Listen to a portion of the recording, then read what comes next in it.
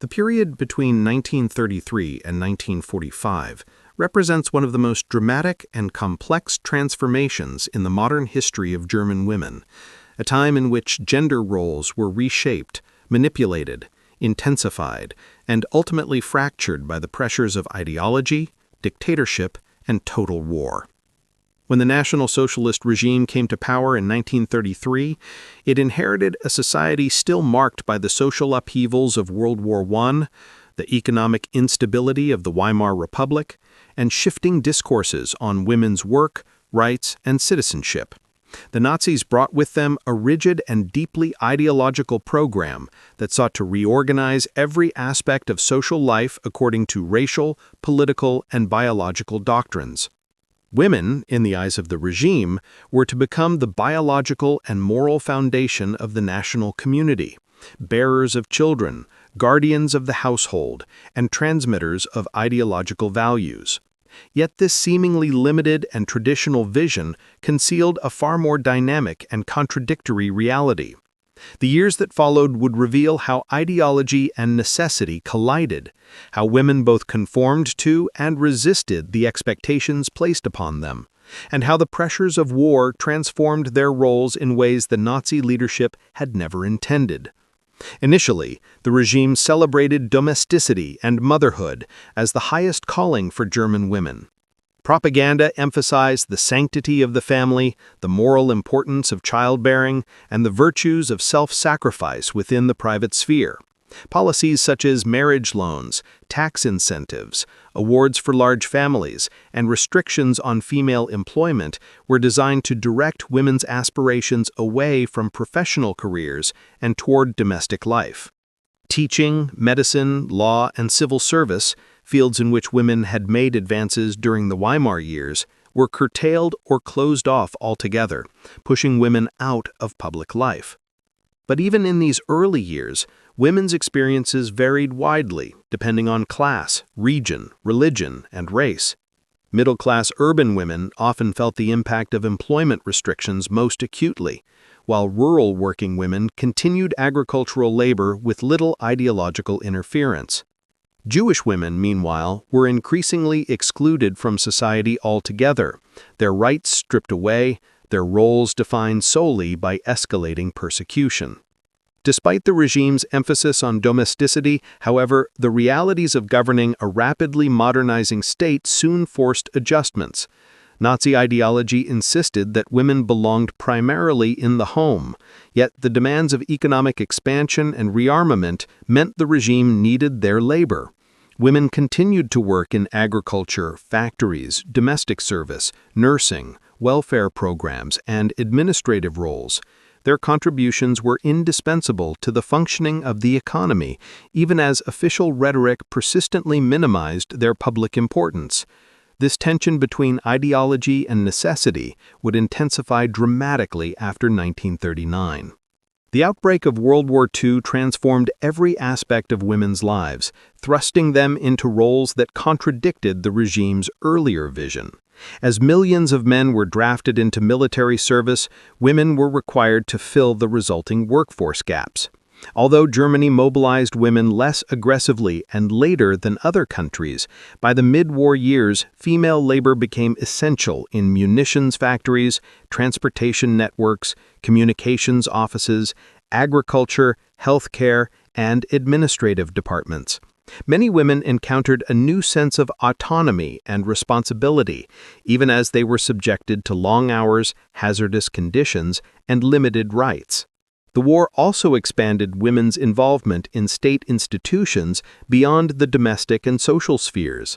Many served in the Reich labor service, as nurses near the front lines, as clerical staff in military and civilian offices, and in social welfare agencies that enforced racial and political norms. Some German women became settlers or administrators in occupied territories, where their presence supported colonial and racial hierarchies. Most troublingly, a smaller number served as guards, supervisors, and functionaries within the concentration camp system, participating directly in violence, coercion, and oppression. These roles challenge simplistic narratives of women as solely victims of Nazism and highlight the broader spectrum of complicity and agency that shaped women's experiences. At the same time, the home front became an arena of profound emotional, physical, and moral strain. Women bore the burden of rationing, childcare, household management, and community survival amid increasing scarcity and destruction. Air raids, evacuations, displacement, and the fear for loved ones at the front became defining features of daily life. The regime glorified the suffering and endurance of women as national duty, but the lived reality was one of exhaustion, improvisation, and often trauma.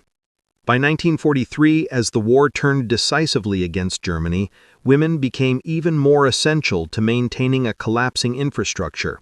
Their work clearing rubble, tending to the wounded, and keeping families alive formed the backbone of a society in disintegration.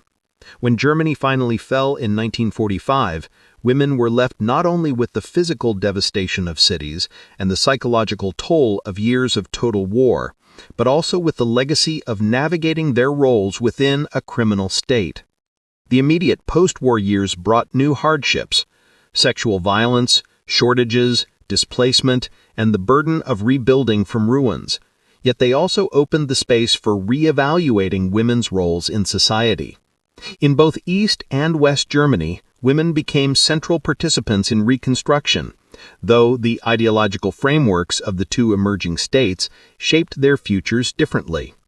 The GDR promoted female employment and state-supported childcare as part of socialist policy, while the FRG embraced a more conservative model centered on the nuclear family. Meanwhile, post-war narratives often portrayed women primarily as victims of Nazism rather than actors who had participated in, benefited from, or at times supported the dictatorship. It was not until decades later that historians began critically examining women's involvement in Nazi institutions, their roles as enforcers of racial policy, and their participation in the administrative and social machinery of the dictatorship. This more nuanced perspective revealed that women's experiences between 1933 and 1945 were far from monolithic. They ranged from enthusiastic support to fearful conformity, from active participation to quiet resistance, from ideological conviction to coerced labor. The transformation of women's roles during this period thus reflects not only the pressures of an authoritarian state, but also the complex ways in which individuals navigate power, identity, and survival. Understanding these social changes requires moving beyond traditional assumptions about gender, recognizing the interplay between ideology and necessity, and acknowledging the full spectrum of women's experiences within the Nazi regime and the war that followed. The years 1933 to 1945 constitute a period in which gender norms were not merely prescribed, but actively contested, reshaped by state policy, personal decisions, and the monumental forces of global conflict.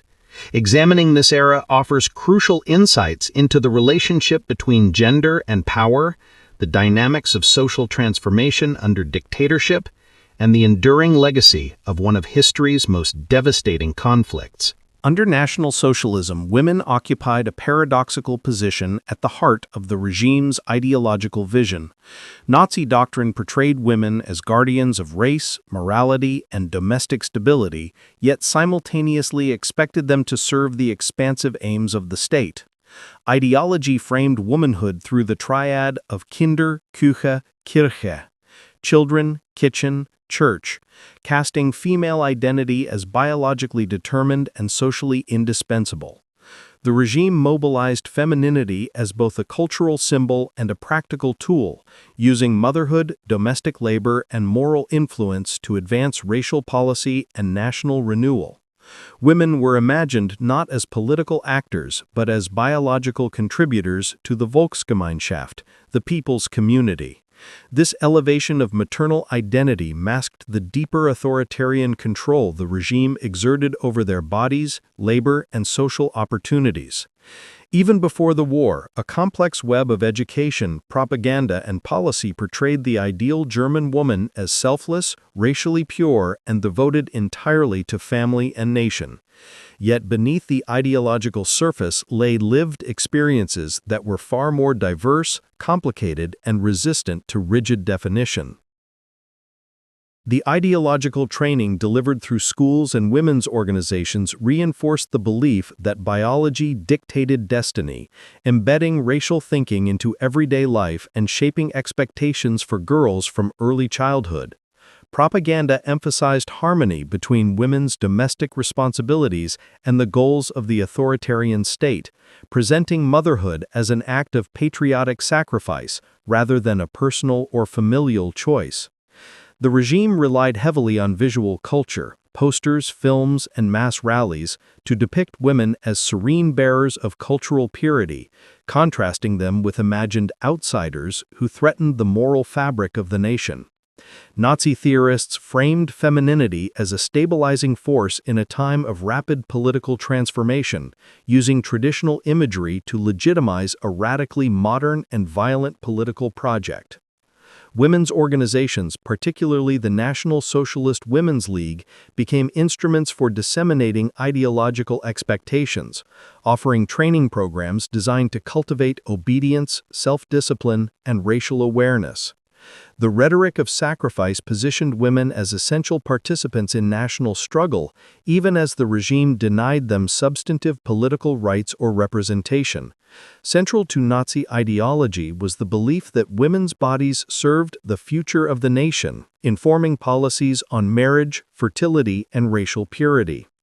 The state worked to shape emotions as well as behavior, encouraging women to internalize feelings of duty, pride, and fear, emotional tools that reinforced loyalty and conformity. The concept of the Volksgemeinschaft promised social unity, yet it was deeply exclusionary. Women were taught to view their moral worth through the lens of racial hierarchy and national belonging. Ideology blurred private and public life, casting domestic duties as civic responsibilities and transforming domestic space into a site of state-directed cultural production. Nazi policies created incentives for large families, portraying prolific motherhood as a heroic contribution while punishing those whose reproductive choices fell short of state expectations. Women were simultaneously idealized and controlled, praised for their moral strength, yet denied autonomy in decisions involving education, employment, or reproductive health. The regime's fixation on purity shaped women's interactions with others, instilling suspicion toward groups labeled as racially or politically undesirable. Cultural narratives celebrated rural femininity and the hardworking farm wife, symbolizing an idealized, racially pure Germany uncorrupted by urban diversity or modernity. Educational programs encouraged young women to value physical fitness, domestic skill, and loyalty to the Führer, merging personal development with political indoctrination. The ideological construction of womanhood adapted to the regime's shifting needs, even as core themes of racial motherhood and domestic responsibility remained central. Many women embraced aspects of Nazi ideology not solely from coercion, but because it offered social recognition, belonging, or alignment with existing conservative values. Anti-feminist rhetoric portrayed previous movements for women's rights as threats to national stability, framing political equality as contrary to women's natural roles. Nazi ideology used gender to articulate power, holding up the ideal woman as a moral anchor while reserving authority and public leadership exclusively for men. The regime's cultivation of a singular gender ideal obscured diverse lived experiences and marginalized those who did not meet racial, economic, or behavioral expectations. Through ceremonies and public honors such as the Mother's Cross, the state institutionalized recognition for women who fulfilled ideological expectations, binding personal identity to political approval. Despite rigid norms, many women navigated ideological constraints with creativity or subtle resistance, adapting expectations to their own interests and circumstances. The ideological system cast womanhood as both modern and anti-modern, integrating technological progress with deeply regressive gender hierarchies. Mass organizations fostered community among women, making ideological participation feel social and emotionally rewarding rather than purely imposed. The regime sought to eliminate ambiguity in gender roles, offering strict and uncompromising definitions of femininity that real life rarely matched. Ideological messaging emphasized continuity with German tradition, though many of the regime's historical claims were exaggerated or invented. Women's self-image became intertwined with racial and national values, blurring distinctions between personal virtue and political loyalty. Gender and race intersected at the core of ideological messaging, positioning women as defenders of national purity and biological continuity. By the late 1930s, ideological narratives had become embedded in institutions, preparing women psychologically for the sacrifices wartime would demand. The ideological system functioned as an immersive environment, shaping beliefs, aspirations, and behavior in profound, lasting ways. When the National Socialist regime assumed control in 1933, it initiated a sweeping transformation of German society that deeply affected women's lives. A complex network of policies, legal, economic, educational, and cultural, was designed to mold women into an ideological ideal. This framework was rooted in the belief that women were central to the nation's biological and moral future. While men were directed toward military and political roles, women were envisioned as mothers, homemakers, and guardians of racial purity. Between 1933 and 1939, the regime created a regulatory structure that touched nearly every aspect of women's daily experience, reshaping opportunities, responsibilities, and social expectations. One of the most significant early policies was the Law for the Reduction of Unemployment, implemented in June 1933. Although presented as an economic recovery measure, its primary effect was to reduce women's participation in the workforce. The marriage loan system it established offered newlywed couples substantial financial assistance, but only under the condition that the wife leave her job. The structure of the loans further incentivized motherhood, with portions of the debt forgiven for each child born. This policy tied women's financial security to reproductive performance, reinforcing the regime's pro-natalist agenda and embedding gender expectations into economic life. Simultaneously, the regime moved to limit women's professional opportunities. The Civil Service Law of 1933 allowed the dismissal of individuals deemed politically unreliable, but it was also used to remove women from public positions. Married women were pushed out of teaching roles, and restrictions prevented women from entering fields such as law, senior civil administration, or high-level government work. These measures reflected the belief that women's employment threatened men's economic stability and disrupted family structures. The result was a significant reduction in women's professional advancement, with long-term consequences for social mobility. Education became a major tool for ideological training. Curricula for girls' schools were redesigned to emphasize domestic skills, physical fitness, childcare, and racial theory. Subjects such as literature, mathematics, and foreign languages were downplayed in favor of courses that prepared girls for marriage and motherhood. University access was also restricted through quotas that capped female enrollment. These reforms formalized the belief that academic ambition was incompatible with ideal German womanhood. Girls and young women were thus systematically guided away from intellectual pursuits and toward family-centered futures. Reproductive policy was another focal point of the regime's efforts. Through the 1933 Law for the Prevention of Hereditarily Diseased Offspring, the state implemented compulsory sterilization for individuals judged genetically unfit. Although affecting both sexes, the policy had a profound impact on women, whose reproductive capacity placed them at the center of the regime's racial agenda. Women faced medical examinations, evaluations, and sometimes forced procedures, all under the guise of protecting the nation's biological future. The state's intrusion into reproductive health reflected a broader attempt to control women's bodies and shape demographic outcomes. Alongside restrictive policies, the state created organizations to train and monitor women in their daily lives. The National Socialist Women's League, or NS Frauenschaft, and the German Women's Enterprise offered courses in housekeeping, childcare, hygiene, and racial education. These groups served as instruments of ideological dissemination, creating networks of surveillance and social pressure. Women were encouraged and sometimes required to participate in community programs that aligned their behavior with state expectations. These organizations blurred the line between voluntary participation and coerced conformity, embedding ideology within social relationships. To encourage high fertility among racially valuable women, the regime developed financial and symbolic incentives.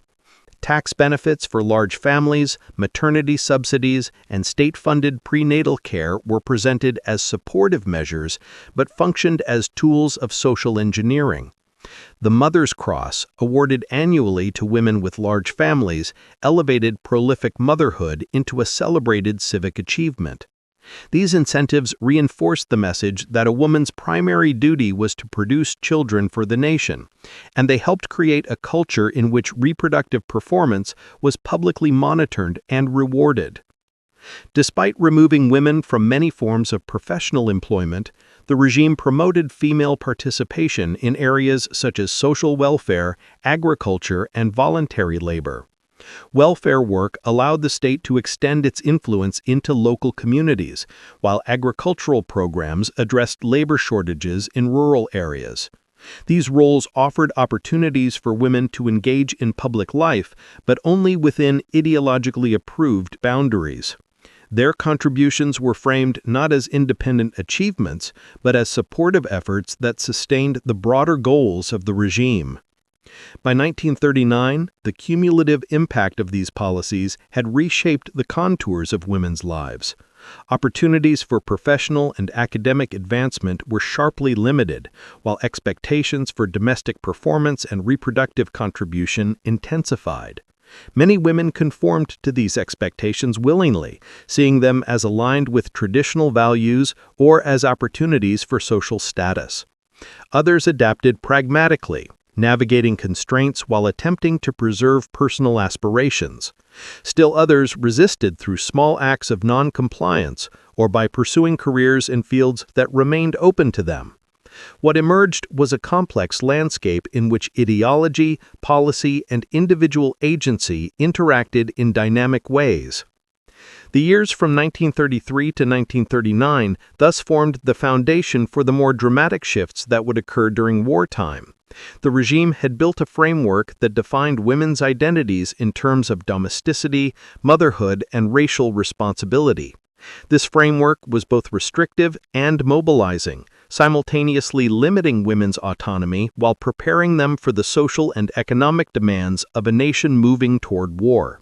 The economic and labor landscape for women in Germany during the National Socialist period was shaped by ideological expectations that initially promoted domesticity and motherhood above all else. Yet the realities of economic development and preparation for war forced the regime to confront contradictions between doctrine and necessity. As Germany rearmed and industrial production intensified, women's participation in the workforce became increasingly indispensable. Between 1933 and 1945, women experienced a fluctuating set of labor demands, at times being pushed out of employment, at other times being urgently mobilized, and these shifts reflected the regime's evolving priorities. Economic strategy, population policy, military expansion, and the need for skilled labor converged to reshape women's work in ways that revealed the tensions at the core of National Socialist ideology. In the early years of the regime, the government sought to reduce female employment in favor of men, particularly in urban centers where unemployment had risen sharply during the Weimar Republic. Policies encouraging women to leave the workforce were framed as efforts to strengthen the family and restore social order. Marriage loans, propaganda campaigns, and legal restrictions on female employment and civil service all contributed to a significant decline in women's participation in certain professional sectors. The regime's initial labor policy was rooted in the belief that paid employment for women represented a threat to fertility and disrupted traditional gender roles. As a result, thousands of women were dismissed from public sector positions, and barriers to entering professional careers intensified. Yet, even during this period of exclusion, women's labor remained essential in certain sectors. Agriculture, in particular, depended heavily on female labor, especially in rural regions where women had long worked alongside men. The regime's interest in strengthening rural life and promoting the ideal of the racially pure farming family meant that women in agricultural communities were never discouraged from working. Instead, their labor was celebrated as a patriotic contribution to national self-sufficiency.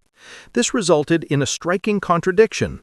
While urban middle-class women were urged to return to domestic life, rural women were praised for their productivity and endurance. The rapid expansion of Germany's rearmament program beginning in 1935 placed new pressures on the workforce. Factories producing weapons, vehicles, uniforms, and machinery required hundreds of thousands of additional workers. Although the regime remained ideologically hesitant to openly encourage women to enter industrial jobs, employers increasingly turned to female labor. Industries such as textiles, electronics, chemicals, and light manufacturing saw substantial growth in female employment. Women filled positions as machine operators, assemblers, laboratory assistants, and production line workers. Despite their growing importance, women generally received lower wages, fewer opportunities for advancement, and were excluded from leadership roles. The official rhetoric continued to promote domesticity, even as economic demands made women indispensable to industrial growth. Vocational training programs also expanded during this period, though often in gender-specific ways. Young women were directed toward courses in domestic science, clerical work, childcare, and nursing, while men were steered toward technical or industrial training. However, as labor shortages became more acute, women gained access to more specialized forms of training, particularly in fields such as chemistry, metalwork, and communications. Although the regime maintained strict gender boundaries, economic necessity required a degree of flexibility. This shift allowed some women to acquire skills that would later prove critical to wartime production. By the late 1930s, the regime's contradictory labor policies became increasingly evident. On one hand, propaganda continued to glorify the homemaker mother as the ideal German woman. On the other, the demands of rearmament required a reliable and expanding female workforce. The government attempted to balance these opposing goals by distinguishing between forms of work that supported the war effort and those deemed personally or socially unnecessary. Women were encouraged to take jobs that benefited the nation, such as nursing, welfare work, and positions in industries linked to military supply. At the same time, leisure employment or careers that promised long-term professional advancement were discouraged. The result was an uneven labor landscape in which women were expected to contribute to national productivity while remaining firmly contained within a gendered hierarchy. The outbreak of the Second World War in 1939 transformed the labor situation dramatically. As millions of men were conscripted into military service, a widening labor gap emerged across virtually every sector of the economy. Women were called upon to fill roles that had previously been considered unsuitable or inappropriate for them.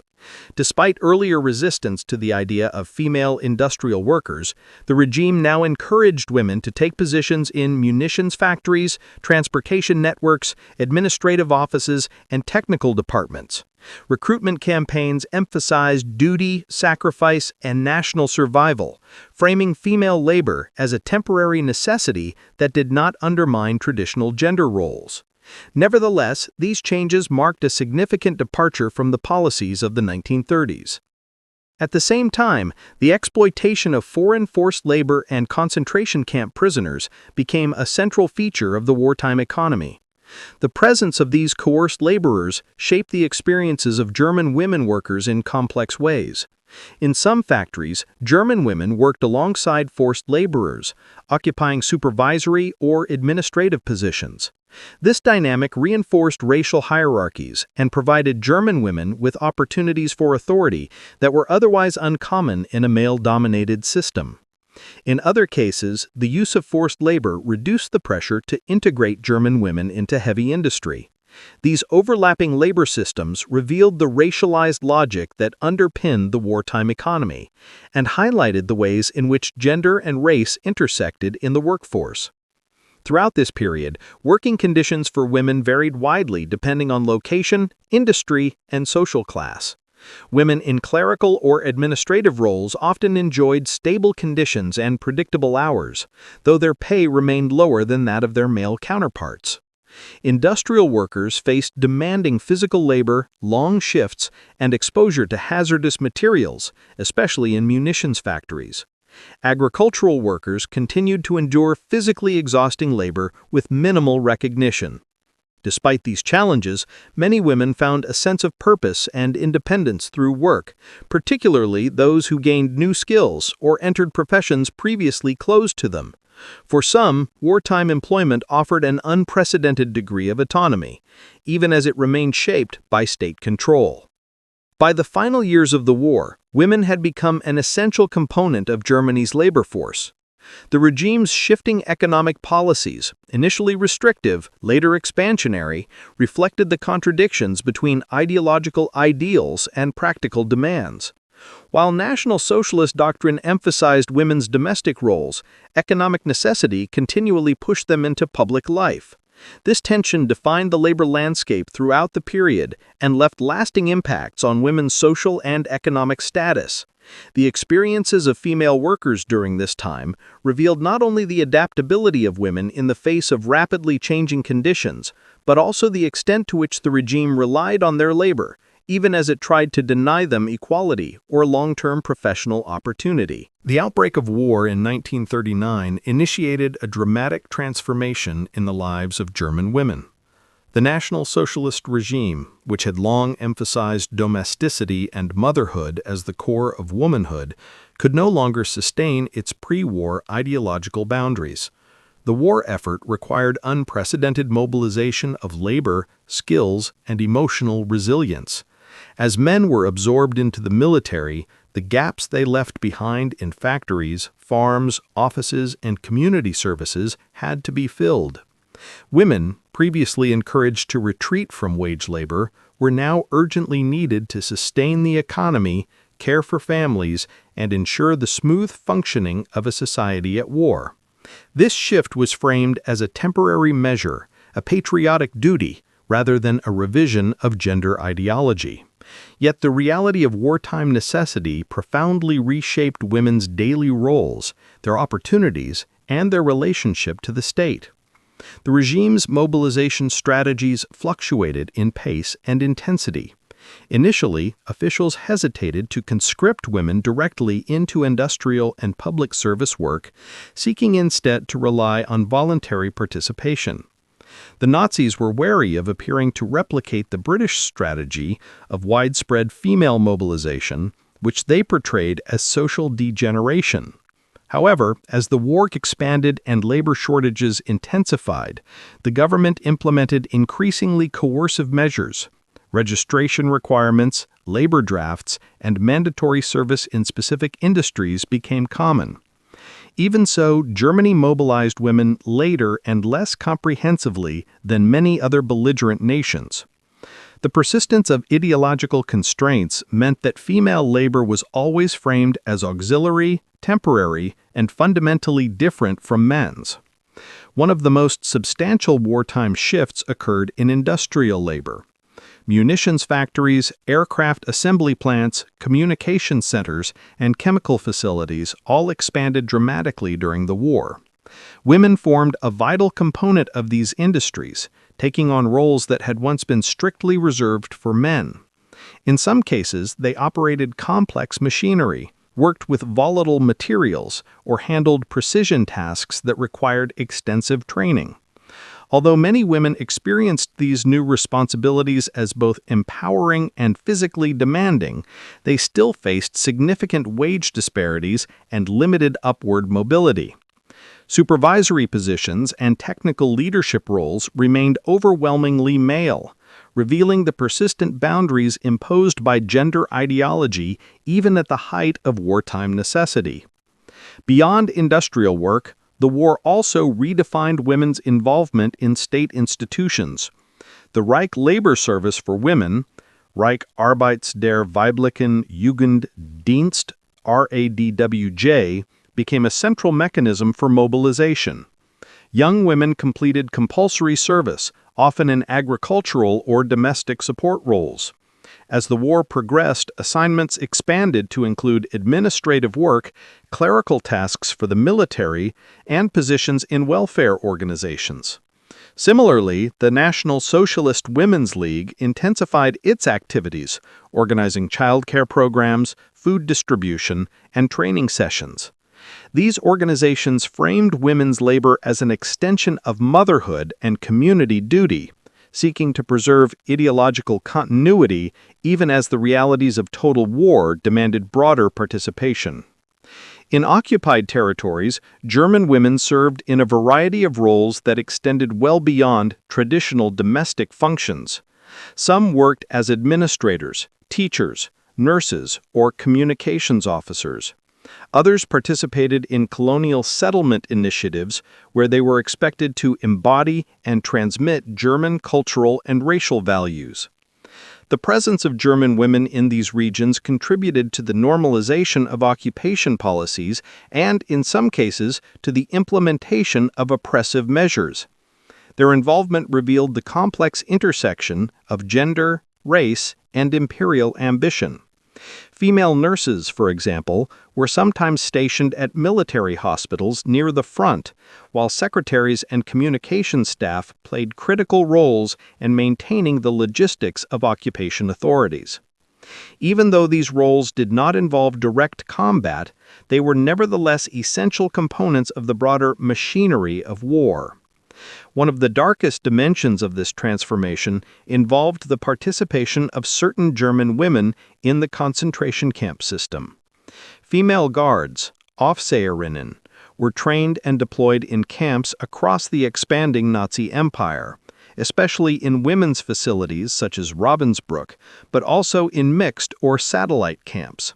These women participated in the surveillance, punishment, and forced labor management of prisoners. Their presence challenges the notion that women were merely passive victims of National Socialist ideology. While they represented a small fraction of the overall female population, their involvement reveals the degree to which gender norms could be overridden in the pursuit of racial and ideological goals. The existence of female perpetrators complicates narratives that equate femininity solely with compassion or moral innocence. At home, the daily lives of women were shaped by shortages, bombings, and the emotional strain of separation from loved ones. Rationing of food, clothing, and fuel placed significant burdens on households as women bore primary responsibility for ensuring family survival. Air raids added further stress, requiring repeated evacuations to shelters and constant vigilance. Urban women faced particular hardship as cities became targets of Allied bombing campaigns. Many were tasked with clearing rubble, assisting in rescue operations, or managing temporary housing for those displaced.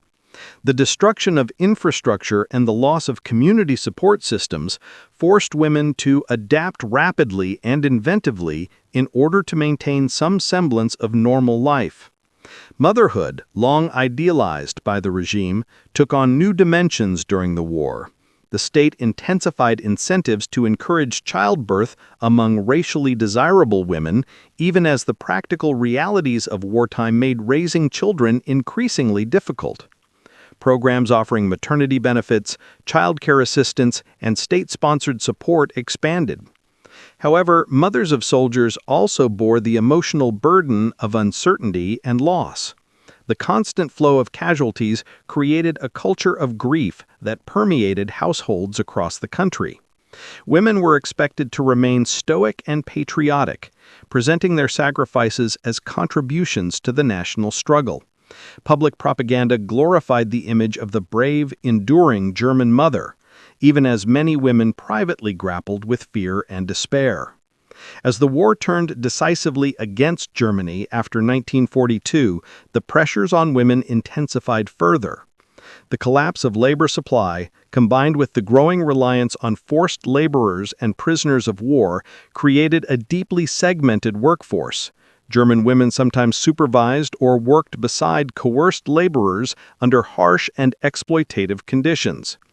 On the home front, shortages deepened and daily life became increasingly precarious. Women's responsibilities expanded to include tasks that had once been performed by municipal services, such as organizing local distribution of food or coordinating evacuation efforts. They also became key participants in maintaining morale, despite the increasing difficulty of believing in victory. By the final months of the war, women found themselves at the forefront of the collapsing home front. They cared for the wounded, tended to the displaced, and managed households in the face of extreme scarcity. Some joined the Volkssturm units, although their participation remained limited. The disintegration of transportation networks, communication systems, and civil institutions placed enormous burdens on women, who often became the primary stabilizing force in their communities. When the war finally ended in 1945, women were left to confront not only the physical devastation of the country, but also the psychological aftermath of years of violence, loss, and complicity. The relationship between German women and state power under National Socialism was multifaceted, revealing a spectrum of engagement that ranged from enthusiastic participation to coerced compliance. Although Nazi ideology presented women primarily as mothers and homemakers, the regime relied on their active involvement to sustain its political, racial, and administrative systems.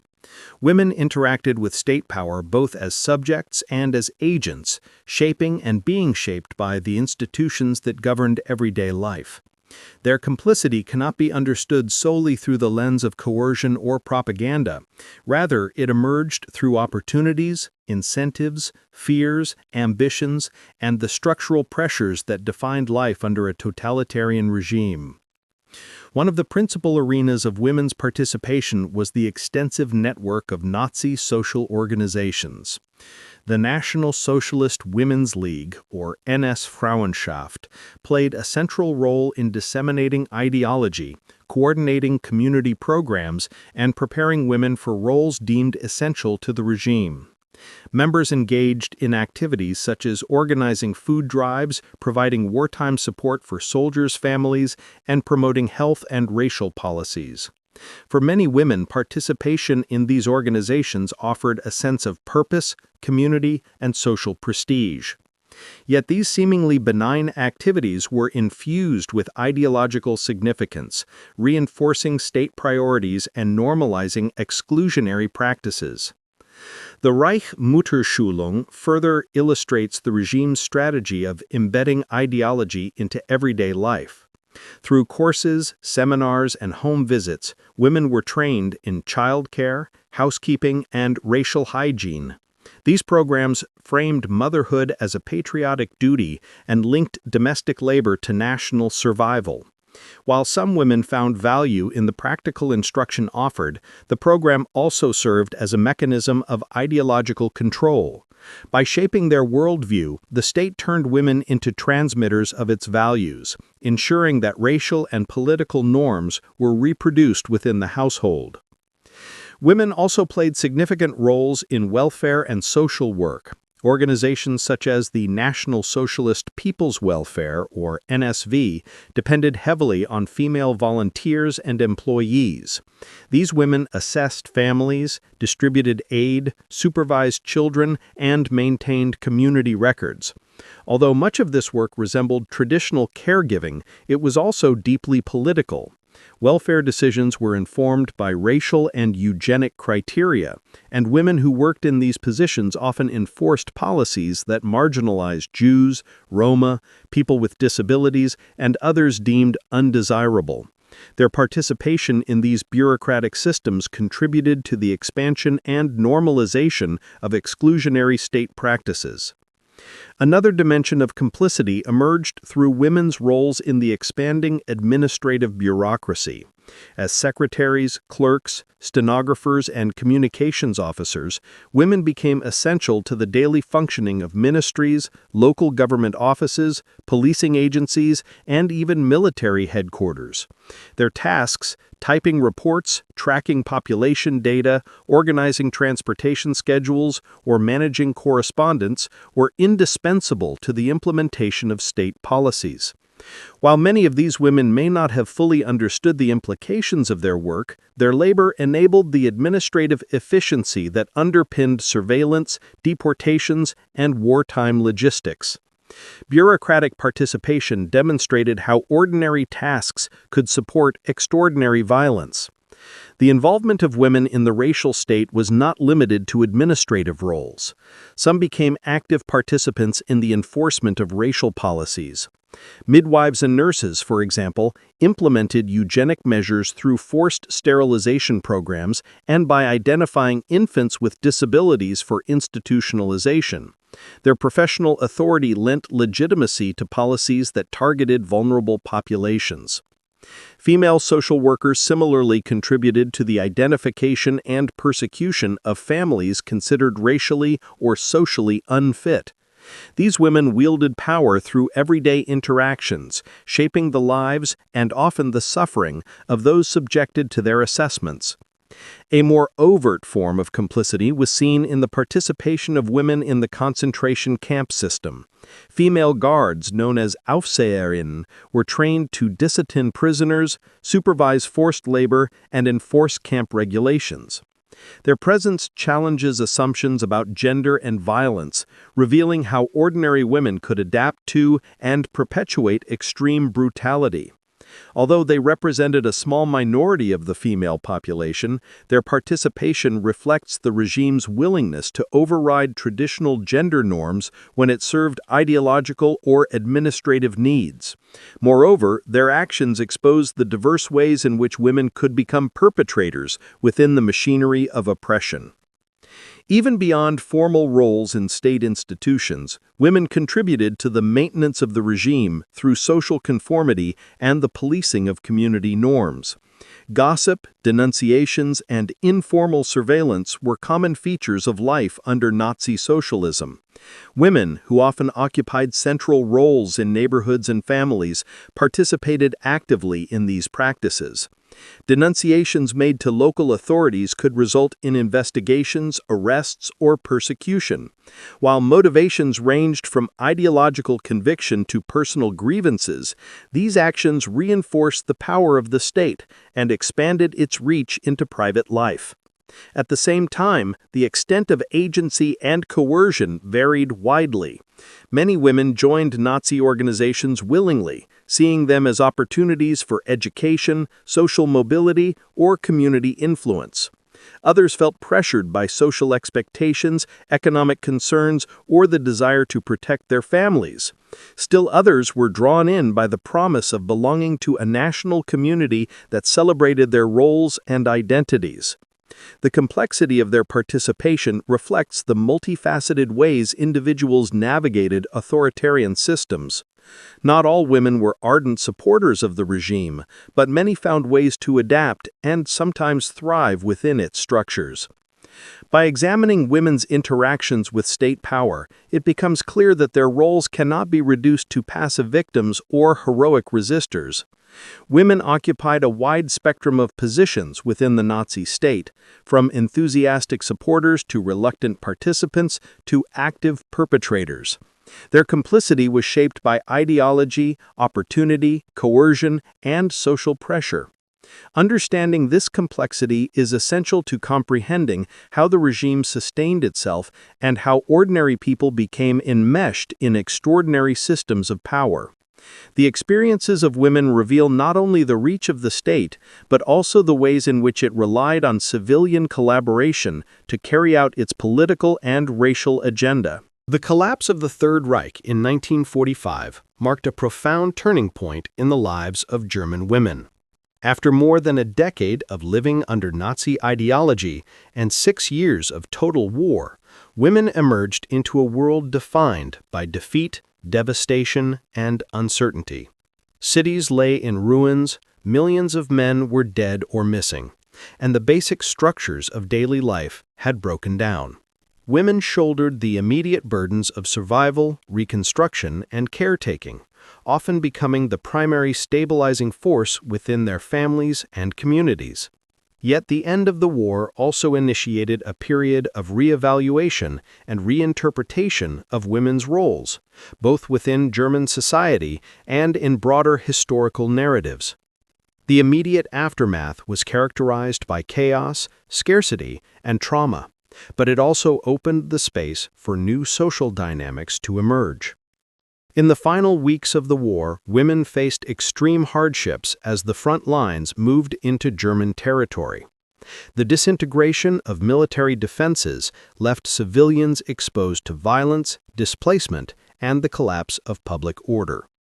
Many women fled advancing armies, while others remained in bombed-out cities with limited access to food, water, and medical care. Sexual violence, particularly during the Soviet advance into eastern Germany, became a devastating reality for countless women, leaving physical and psychological wounds that shaped post-war experiences. These traumatic events, long silenced in public discourse, contributed to a collective sense of vulnerability and rupture that defined the immediate post-war moment. With the surrender of Germany in May 1945, the Allied occupation powers assumed responsibility for rebuilding the country's political, economic, and social systems. Women became central actors in this process, both because of their numerical majority and because the structures of everyday life required immediate repair. They worked to clear rubble from destroyed cityscapes, establish makeshift schools, re-establish essential services, and care for the elderly, wounded, and orphaned. The Trümmerfrauen, women who labored to remove debris and salvage building materials, came to symbolize resilience and communal effort, even though participation varied widely by region. Their work helped lay the physical foundation for Germany's reconstruction and contributed to a sense of collective identity in the aftermath of defeat. Economically, women assumed new responsibilities as households navigated shortages and rationing. Food scarcity remained acute in the years immediately after the war, forcing women to engage in long queues, barter networks, and black market exchanges to provide for their families. Agricultural labor also remained vital as women maintained farms amid the absence of male workers. In both urban and rural settings, women's resourcefulness became a defining feature of survival strategies. The strain of these responsibilities was considerable, yet many women gained new forms of independence and practical authority during this period. These experiences would influence broader discussions about women's rights and gender roles in the decades to come. Politically, the Allied occupation powers dismantled the institutions of the Nazi state and implemented democratization programs that reshaped women's civic roles. Denazification processes evaluated individuals' involvement with the former regime, and although women were less frequently targeted than men, their complicity as administrators, welfare workers, and supporters of Nazi organizations did not go unnoticed. However, post-war narratives often emphasized women's victimization rather than their involvement in state structures. This selective memory contributed to a national discourse that portrayed women primarily as sufferers of war, rather than as participants, willing or otherwise, in the mechanisms of National Socialism. As democratic institutions were rebuilt, women gradually gained new opportunities for political participation, including expanded rights in local and national elections. In East and West Germany, contrasting political systems led to different reinterpretations of women's roles. In the Soviet occupation zone, later the German Democratic Republic, the state promoted women's employment as part of its socialist economic agenda. Gender equality, at least formally, was a central ideological goal, and policies encouraged women to enter full-time work, pursue technical education, and participate in public life. Childcare facilities and social programs supported working mothers, creating conditions in which women's economic participation became normalized. Despite persistent inequalities, the GDR's approach marked a significant departure from the ideals of domesticity that had dominated the Nazi period. In contrast, the Federal Republic of Germany, the FRG, in the West, adopted a more conservative approach to gender roles, influenced by Christian democratic values and the desire to restore social stability. The post-war West German model emphasized the nuclear family, with women expected to prioritize caregiving and part-time employment. Legal reforms in the 1950s and early 1960s often reinforced traditional roles, including limitations on married women's rights in the workplace. Yet economic growth during the Wirtschaftswunder created new consumer opportunities for women and gradually shifted expectations. By the late 1960s and 1970s, feminist movements in both German states, though differently structured, began challenging legal and cultural barriers, drawing attention to women's wartime experiences and their post-war marginalization. Another crucial aspect of post-war reinterpretation involved confronting women's roles within the Nazi regime. Early post-war narratives tended to absolve women of responsibility, depicting them as apolitical, misled, or primarily victims. Academic scholarship from the 1970s onward challenged these depictions, highlighting women's participation as perpetrators, administrators, and ideological transmitters. Research on female guards in concentration camps, women in welfare agencies, and members of Nazi women's organizations demonstrated that gender did not preclude involvement in state violence.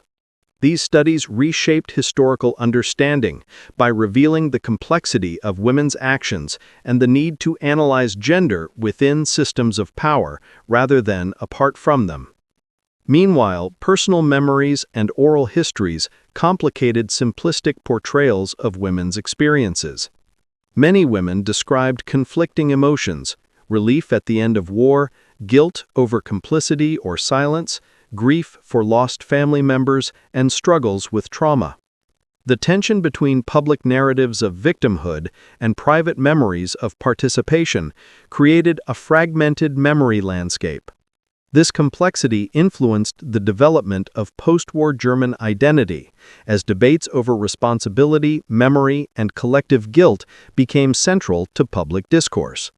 Women's experiences, long overshadowed by broader narratives of military defeat and national reconstruction, eventually gained recognition as essential to understanding the social fabric of wartime and post-war Germany.